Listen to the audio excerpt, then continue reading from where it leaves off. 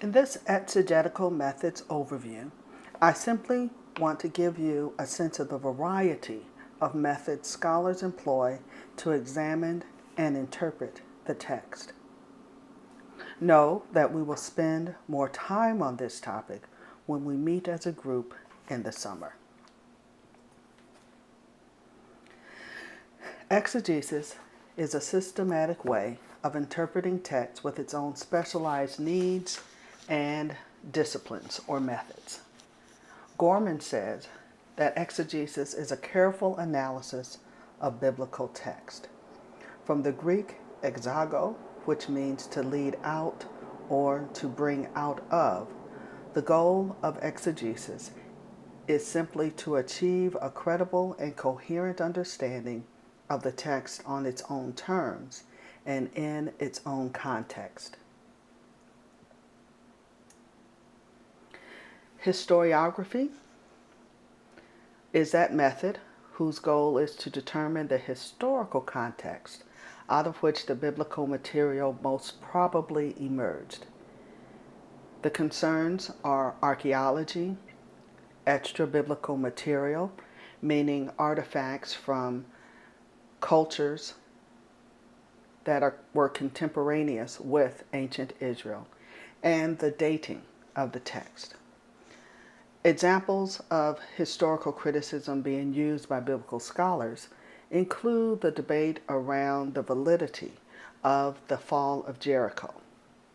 Archaeological data does not support an understanding of the city of Jericho falling or coming to ruin in much the same way that it is depicted in the biblical text.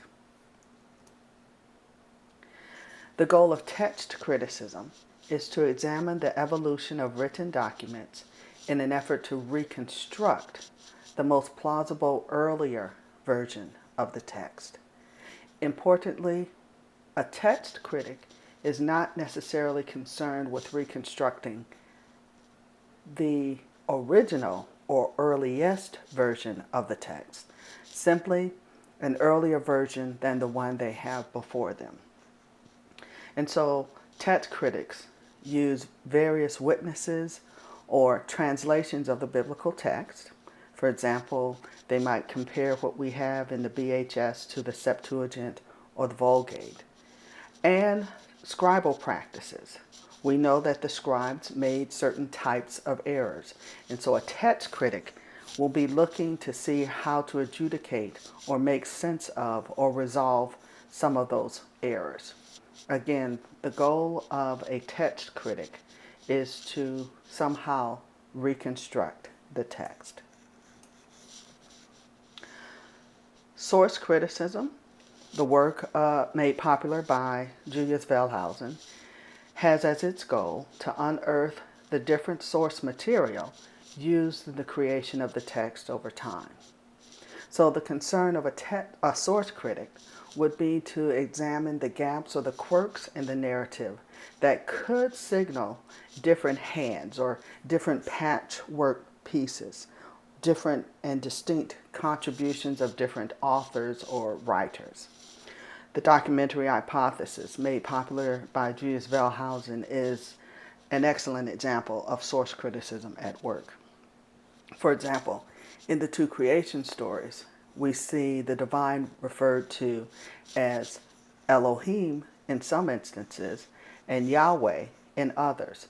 A source critic looks at that and determines that we're dealing with two different sources, two different writers, two different authors of the same story.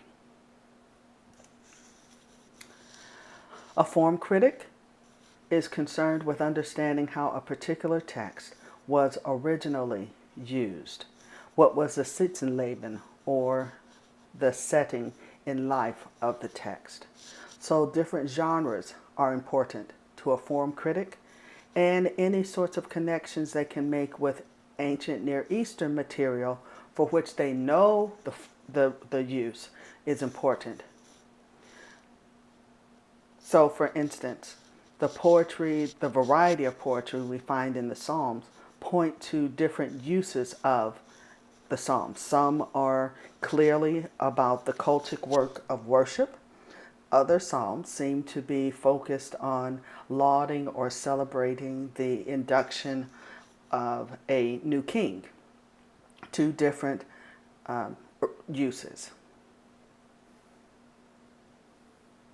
A narrative critic is concerned with making meaning based upon the variety of features, aspects, and elements of the stories.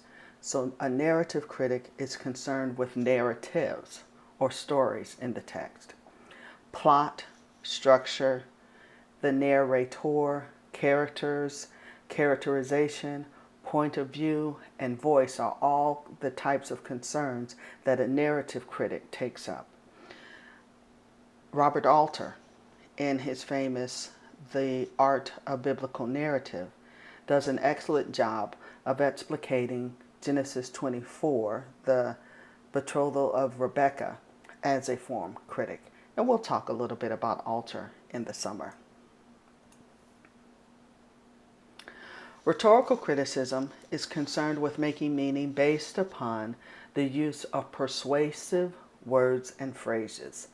So rhetoric here is about persuasion. So persuasive motivation of the author, what problem is being addressed is a concern.